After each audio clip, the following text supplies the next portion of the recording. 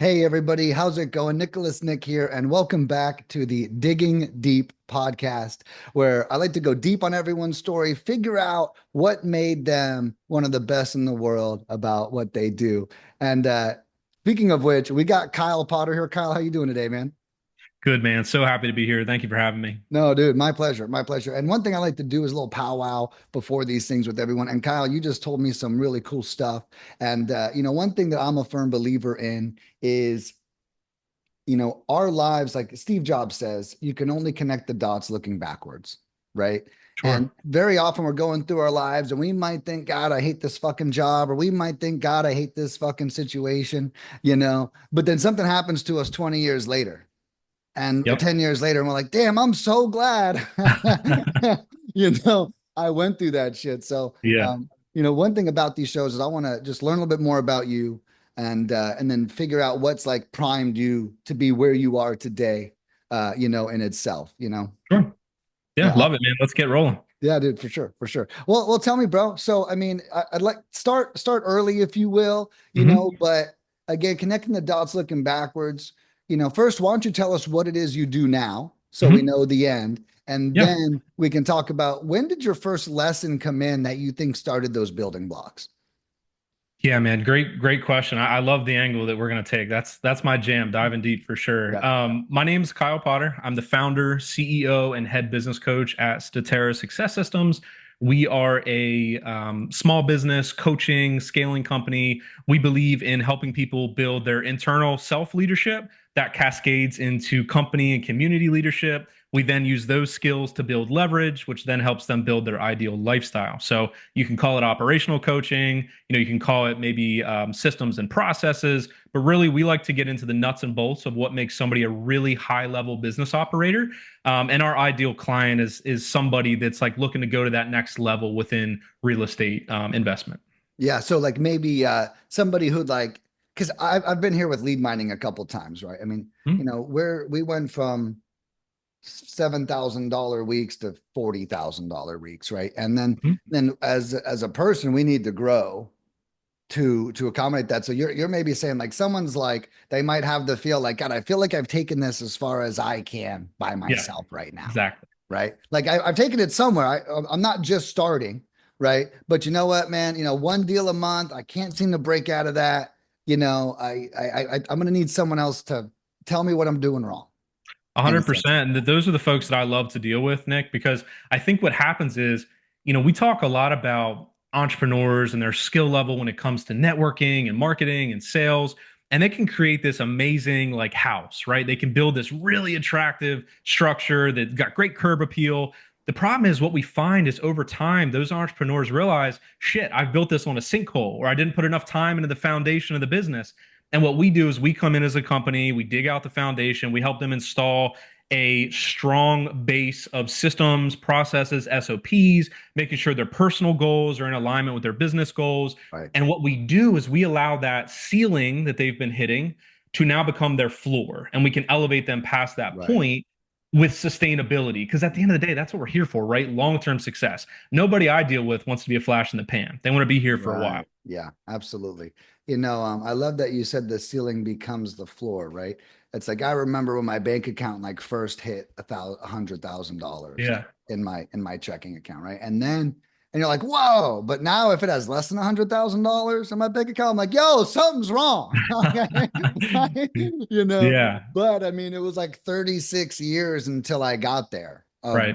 my existence. So I that's just a quick correlation to because that's exactly what happens, right? Mhm. And then in order to make that your new floor is you do need stewardship. I heard the other day, this was actually probably over a decade ago, that one of the reasons why Olympians are so good, I mean, clearly they know what to do, right? But the reason why Olympians can't coach themselves is because they can't see themselves.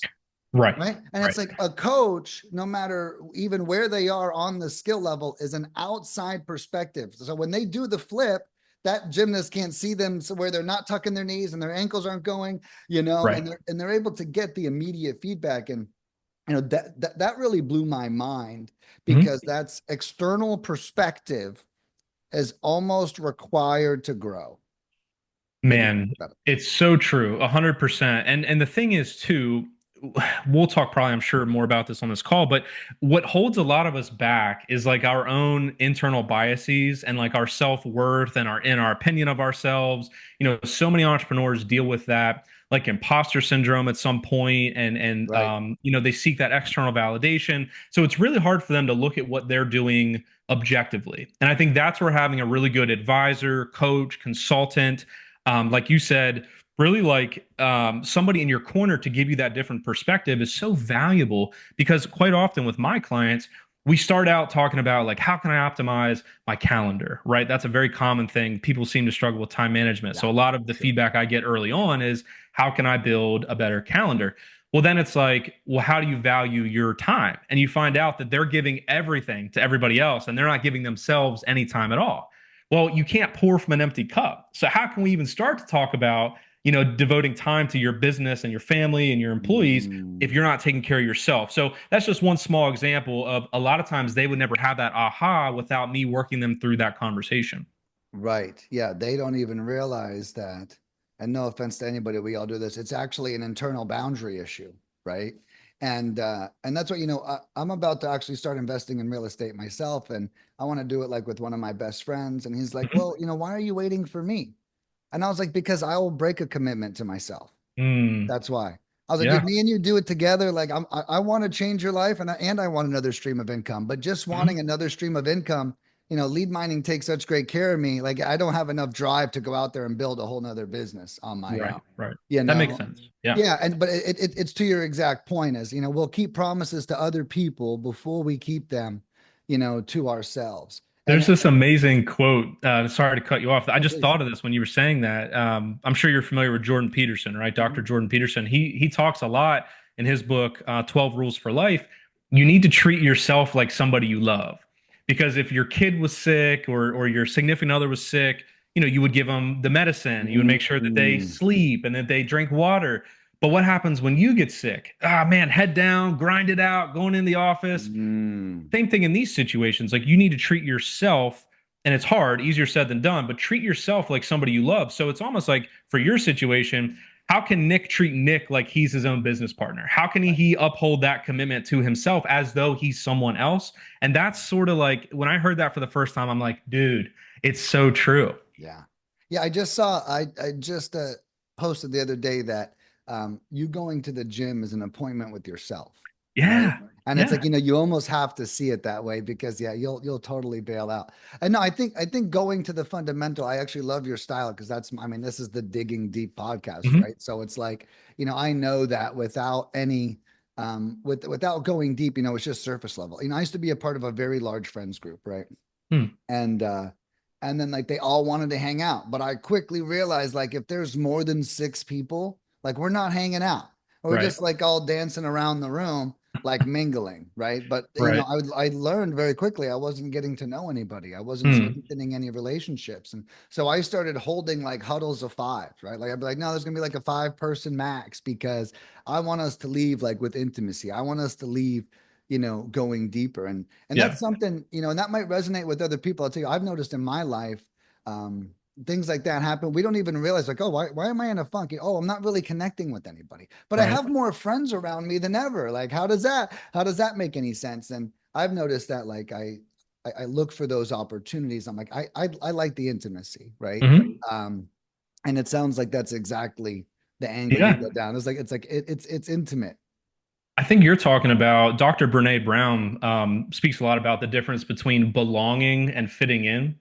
And I went through a lot of that in my life as well. I always fit in. I was like a popular guy, been in Mm, sales a long time. So I was always yeah. around like type A, big ego guys. And I would go slam beers and hang out, do all that stuff. But that was like me fitting in. When I finally started doing some of this internal work as I got into my early 30s, I realized like, I don't like drinking. I don't like being that kind of guy. And I ended up like that month actually working with one of my great coaches that I've had in the past. I've been sober now for 2 years, and my friends have Amazing. completely changed because I'm no longer trying to fit in. I'm now hanging out with people that I truly belong in that Right. circle. Yep. And what you find is when you make that commitment, you actually develop like a gravity and you start bringing in people into your life. Like you attract them instead of trying to chase that. And Yeah. I think that's really the difference there is like you get to a point where once you've done this work, you know it's important to you, you start belonging instead of fitting in. Yeah. And to that being said, sometimes we'll go a little deeper there. Sometimes you have to get what you think you want, right? Oh, yeah. Yeah, because it's like, oh, I want a bunch of friends. Well, you get it. I remember when I was a cook in the restaurant industry, oh, I wanted to be a manager. Hmm. Oh, being a manager would just be so great. Then I Hmm. became a manager, and after like 2 years, I'm like, this sucks, you know? And then I wanted to be an executive. And then I got, and it's like every step along the way, I got exactly what I wanted.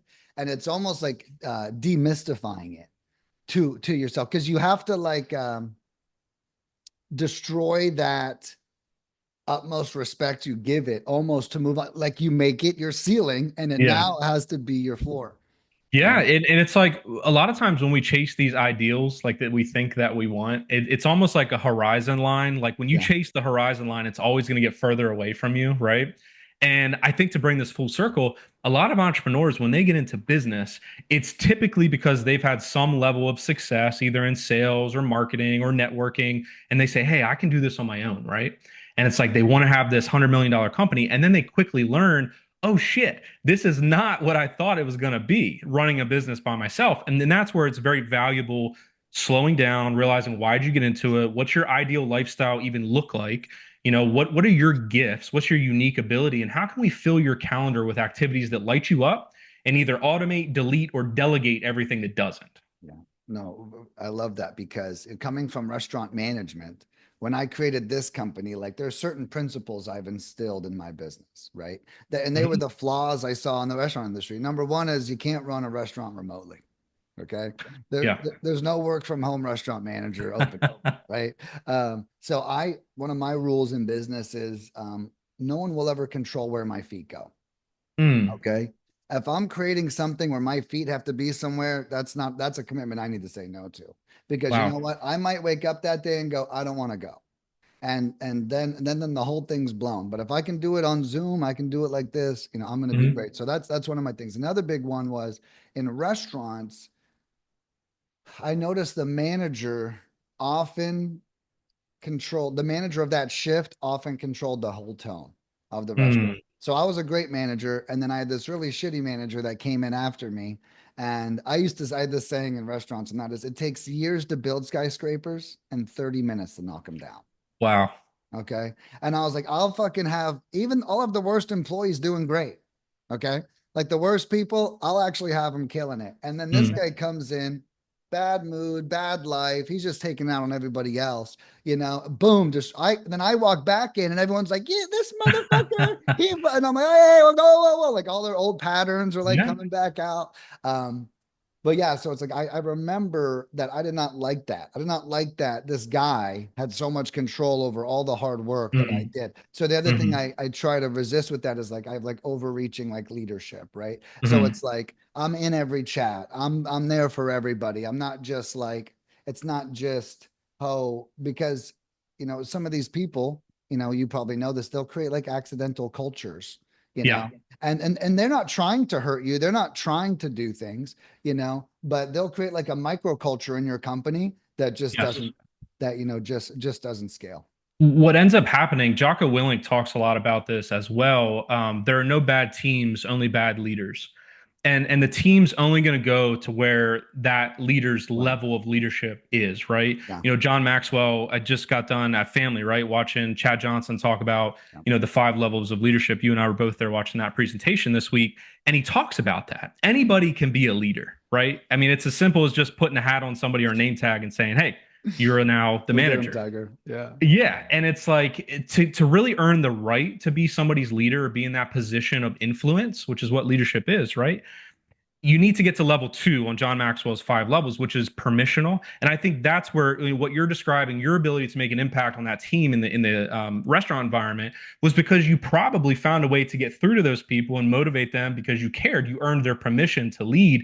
So Mm. I love that. That's why we start with leadership in my coaching. Leadership plus leverage equals your ideal lifestyle, because sort of nuanced inside of leadership is a lot of that self work how can you be a true leader of people if you can't be a leader to yourself, right? And that's where we start. And we say, how can we show up as the best version of who we are Yeah. so that we work our way up that ladder and earn the right to lead this group of people? Only then will we establish the ability to capitalize on that and build leverage and continue on to build this ideal lifestyle that we want. Yeah. No, I love that. I love that. And I think, creating the lifestyle is so important because that's the part that resists the burnout. I had a client call me up once and similar to what you were saying, it's like I tell people if you're not a great employee, you're probably not going to be a good entrepreneur. Mm, Right? And that's because if you don't know how to be a great employee, then starting a business is not going to solve your problems.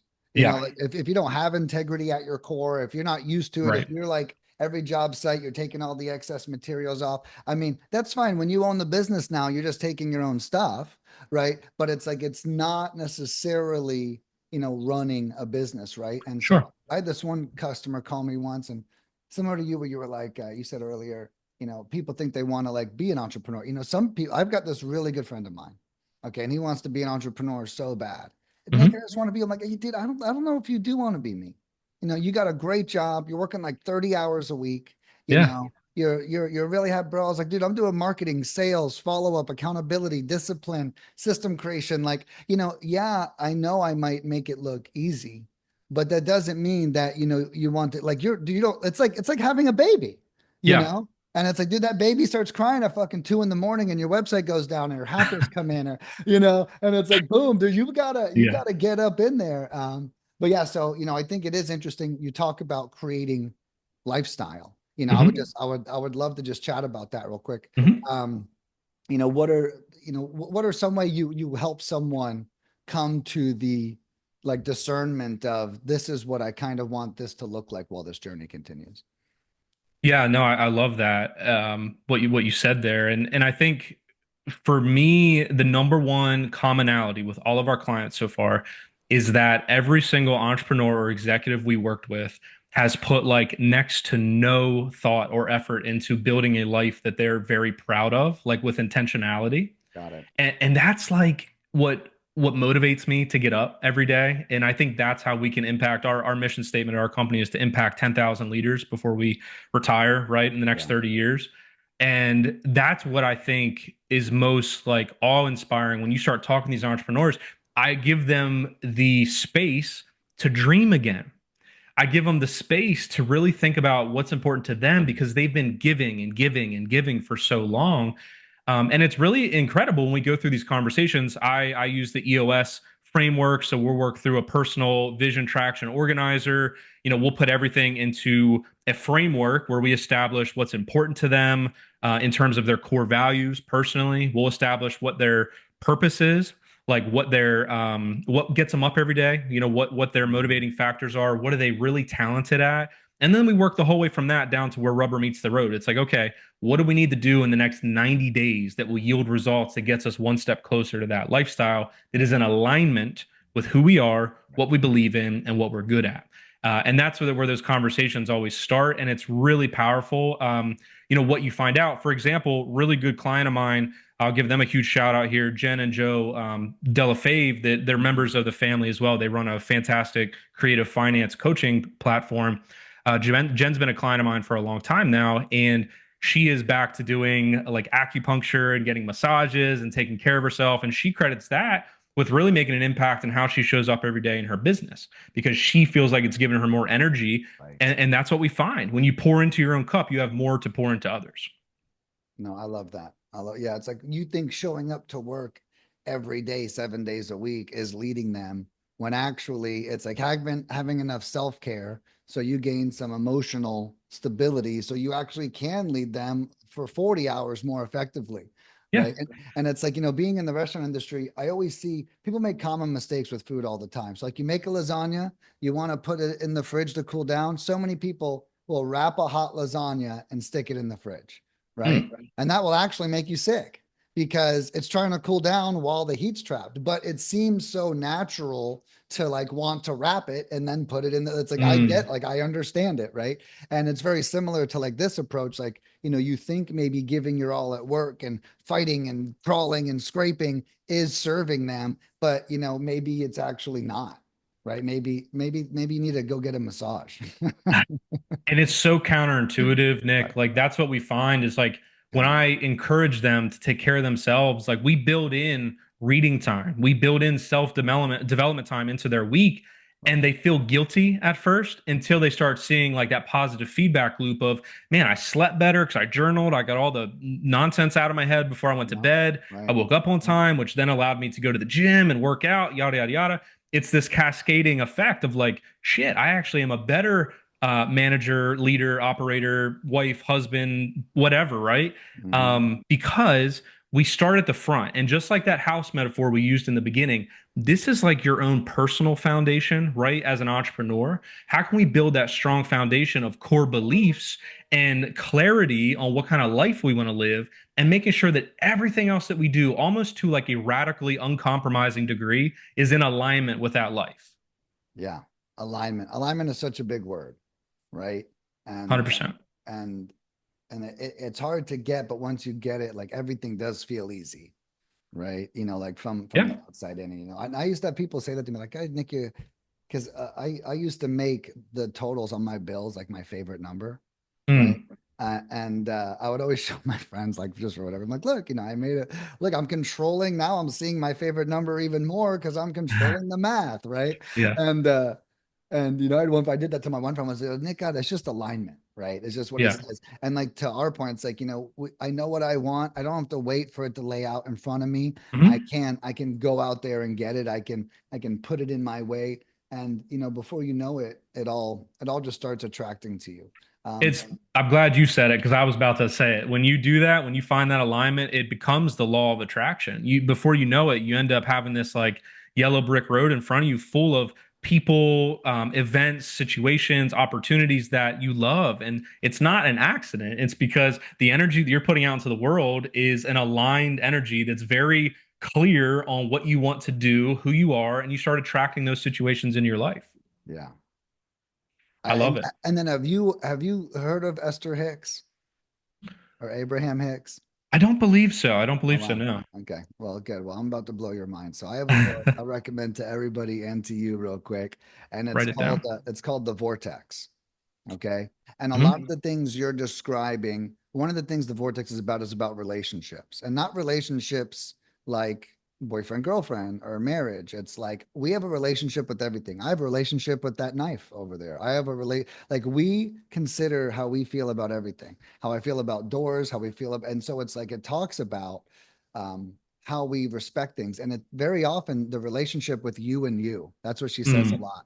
And so when I hear you talk about what you do with these entrepreneurs is you improve their relationship with themselves is really like what I'm hearing at the core, which is the main core value of that book, The Vortex, which is it's all about how we feel like when we're mad at our spouse or one of our employees, we're mad because of it's a relationship between me and me that I'm yeah, mad about. It's not actually what they did all. It's how I feel about what they did that is triggering me.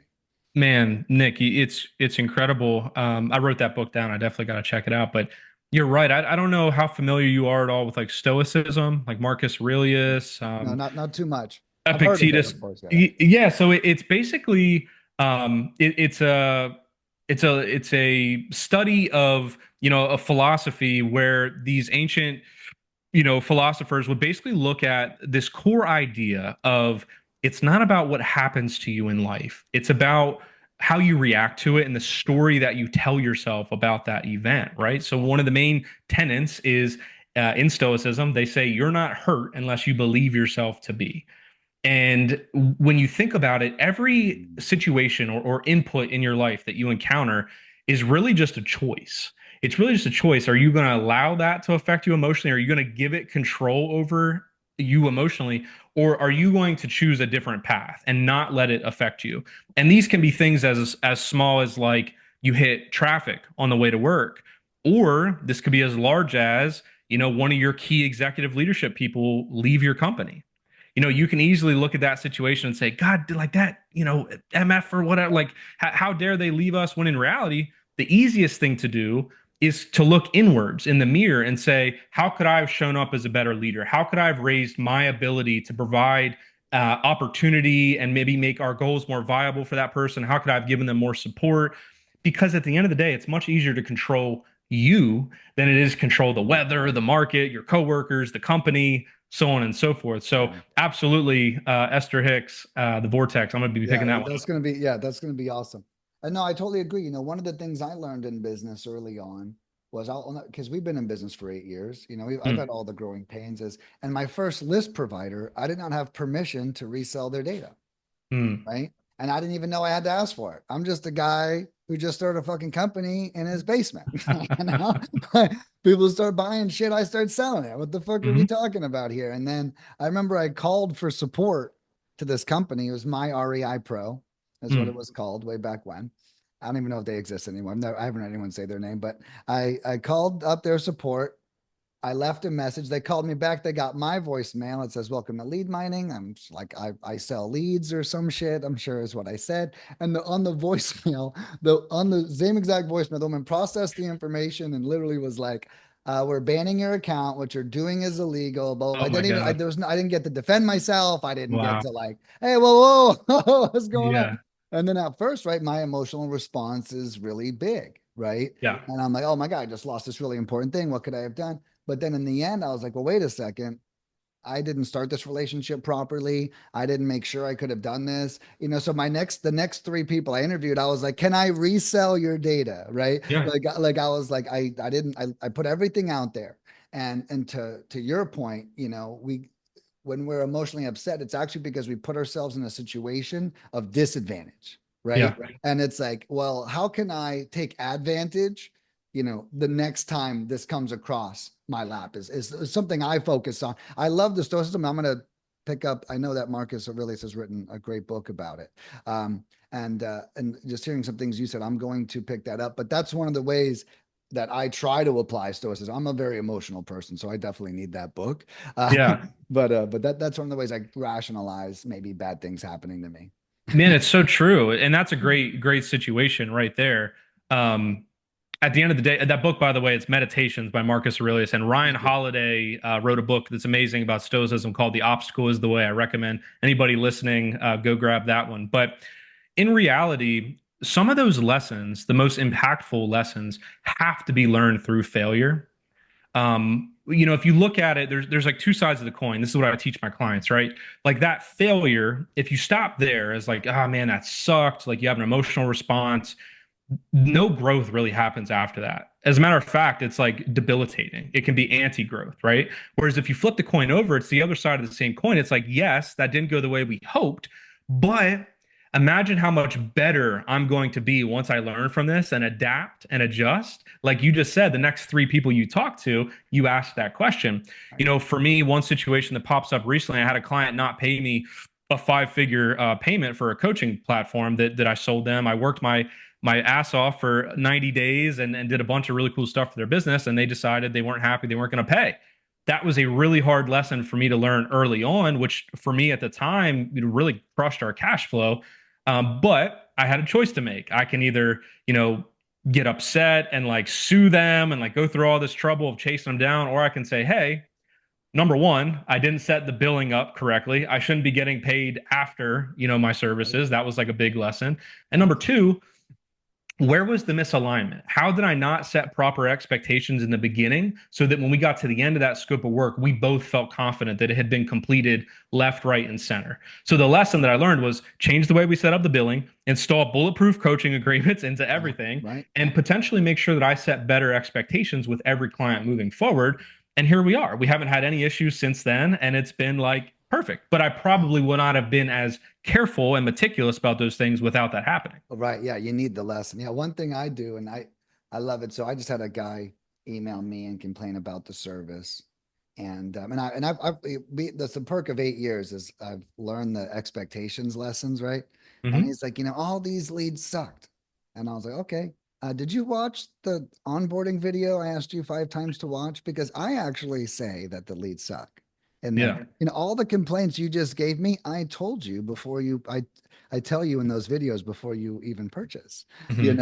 and what I get at is not to say, hey, I already told you, but I was like, but in that next video, I give you a script to overcome that, right? Mm, And it's like, so many people like, and expectations are so important. And I still take care of the people. Hey, I get you didn't watch the video. I'll give you additional services, but watch the videos, right? mhm. And it's like in our onboarding process, I have that whole thing. It's almost like a retention Yeah. process. Right. But it's also like, hey, if you watch this, you're going to be better because I'm going to take away the bullet of this sucks. Yeah, guess what? It all sucks. So get over it. Okay, next, Mhm. right? Next, here's the script you say to things that suck, and it makes things great when you use this script, right?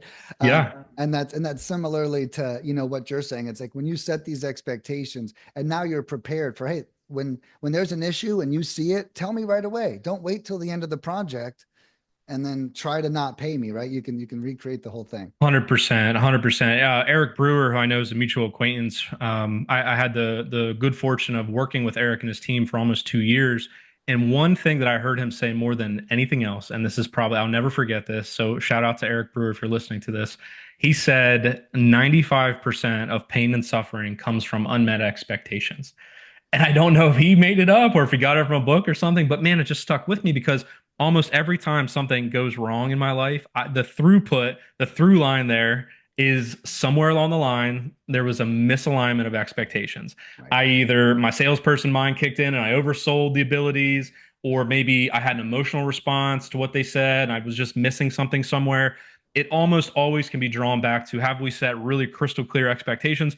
Dan Martell in his book Buy Back Your Time talks about the definition of done and how important that is. With my executive assistant and any of my clients, we make sure to give really crystal clear definitions of done. What is the desired outcome to a very granular degree of what we're looking for so that we can reverse engineer what tools do we need to use, what Right. activities do we need to do, how much time do we need to spend on it, so that when we arrive to that finish point, we can all look at it, match it up to the original definition of done, and say, did this meet our expectations? Because without that, you don't really know. It's like a very squishy sort of endpoint. It's like, did we do it? I think so. Like, this is roughly what you said we were going to do, which is the mistake I made with that other client, right? I Right. didn't give a clear enough definition of done. So, Of that. lesson Right. learned. Yeah. And Yeah. and I think anyone who's ever hired a VA knows exactly what done looks like. I still do it 8 years in, and I'll tell someone something, and like, yeah, they'll do what I said, but there's so many things I didn't want them to do, Yeah. right? That they also did. So I learned Yeah. like with virtual assistants, I was like, here's what I do want, and here's the 5 things I don't want. And it's Perfect. because they're thinking in a totally different language, right? Yeah. Yeah. Essentially. And so it's like they're not seeing all the, that's the purpose of common sense. Common sense is common to a region, right? It's not common to the world, right? So in the Philippines, they have their own set of common sense and what everything's mean to them. But I love that, your definition of done and Hmm. and really like mapping that out because I take responsibility and I'll be like, well, he goes, well, I did it, boss. I'm like, oh, I guess you're right. You did do it. This isn't what I expected, Yeah. but you did it. So that's cool. Oh, bro, we got about 15 minutes. I don't know if that's enough. I love the tangent that we Hmm. just exploded on. Leadership and diving deep and creating your why, I think is great. But I'd love to get a little bit into, your story, right? Hmm. And like I mentioned earlier, what do you think started you on this journey? For me, and I think this is why I ended up being, a leadership and an operations coach. I was very blessed to have amazing mentors and leaders.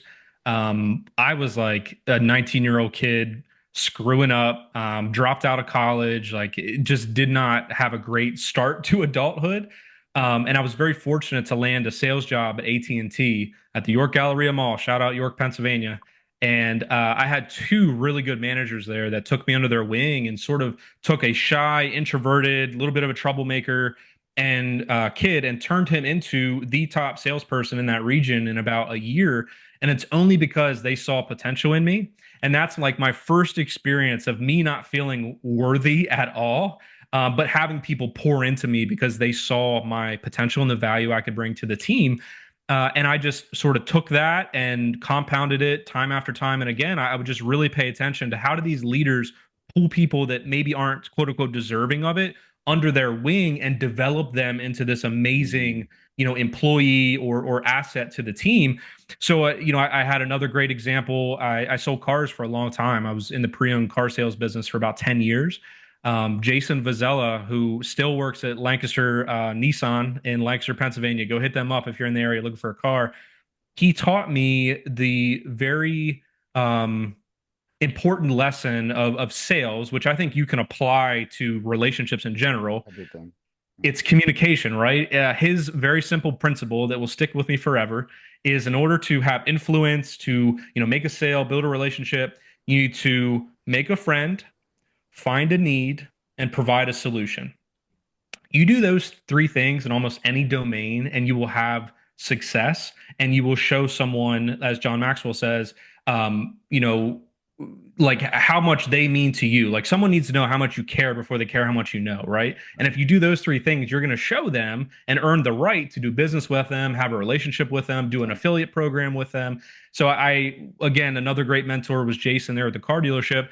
And then most recently with Eric Brewer and his team, fantastic opportunity when I got into real estate to enter into his team right away as a part of the leadership team. And man, just a group of studs that they had built over there, 100%. Benmont and Joe and Travis and Eric and so many other people at that company that were able to pour into me and really give me the autonomy to take this 10 years of leadership, I would say like book knowledge and almost go through my clinicals. Like if you think about it, like a doctor would go through, I got to go and do my clinicals or my residency there and test all these principles. So big shout out to the team over there for not only pouring into me, but then allowing me to be the leader that I've always wanted to be. And from that opportunity, to answer your question, I fell in love with coaching. I fell in love with that higher level leadership. And I wanted to be able to go make an impact one to many instead of just focusing on my 4 or 5 departments there in the company. Eric and I were able to find a suitable off ramp, gave each other a big hug, and parted ways as friends. I have a meeting with him next week. Yeah. That's where my company, Statera Success Systems, was born, so that we can basically give back and pour into other people the same way that so many great people have poured into me. Yeah. I love that. And first of all, I don't know how you just told your whole story in 6 minutes, but I I need to take note of that because mine takes like 20. But no, I think that, you mentioned something about your car salesman, Mm-hmm. manager, if you will. Mm-hmm. And you talked about, they don't care how much you know until they know how much you care. Right. Mm-hmm. And Yep. Shout I out John love, Maxwell. yeah. And I have a course called the Hour a Day Investor that I give away for free. And the whole course I'm talking about just getting the seller to fall in love with you. I so Mm-hmm. often say that we're so busy thinking about our experience that we're not thinking about their experience, right? And if you just slow down and think about what the seller's experience is, why are they yelling at me? The same thing, some of the things we just broke down. Well, they're yelling at me because the last 5 investors that called them totally fucking pissed them off. And they're Yeah. taking that out on me. Well, how can I show them I'm different than the last 5 investors that they've spoken to, right? Right. And so I love so much of what you just said, from that, leading with love, right? You got to get this person, and you shoot for love, they're not going to fall in love with you. They might be great friends, right? That Mm-hmm. you're still landing in a great spot. Sure. Another thing you brought up was, your mentors that you ran into inspired you along this path, right? And Mm-hmm. if it wasn't for these, and I totally had flashbacks to my own story, right, with my dad. And I know a guy named Bear Merle.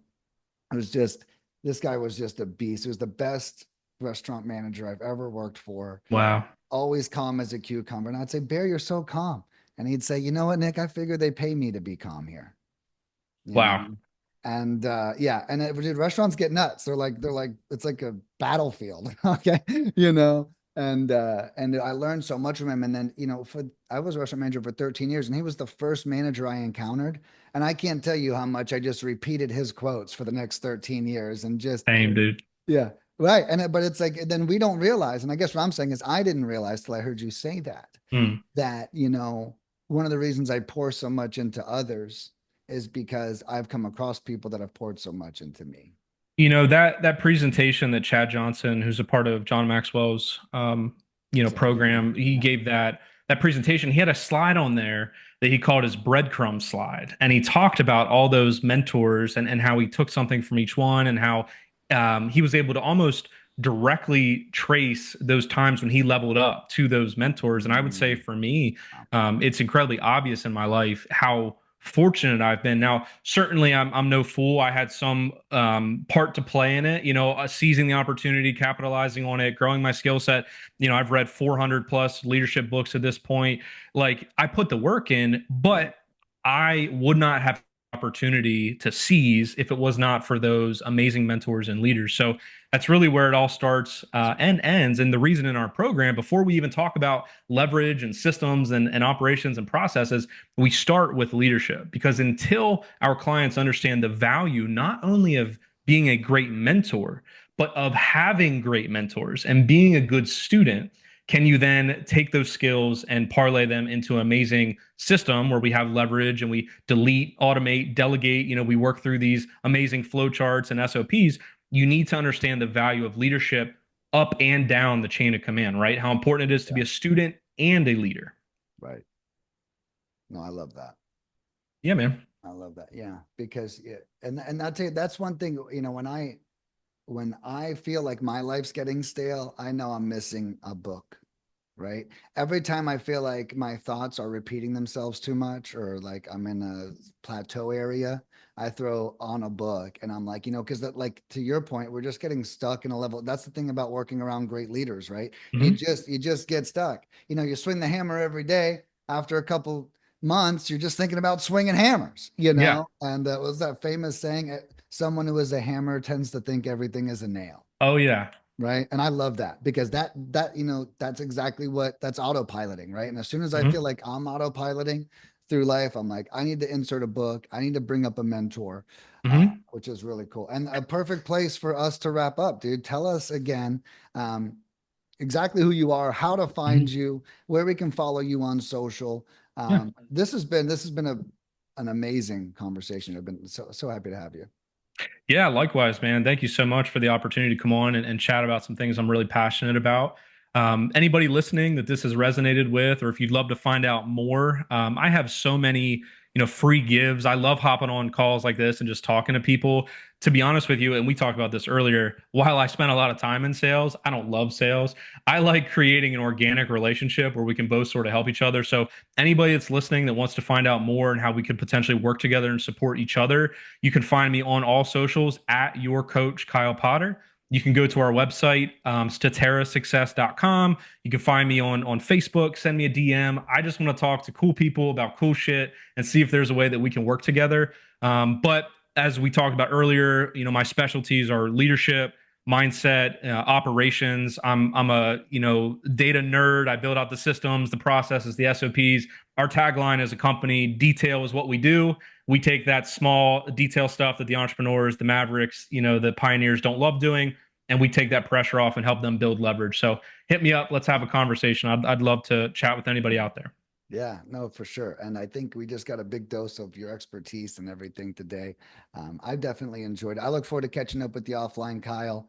Thank you so much for jumping on here today, and I'm sure we'll have you back. Hell yeah, Nick. Thank you. Take care, man. My pleasure, brother. I'll see you, dude. Peace. Bye.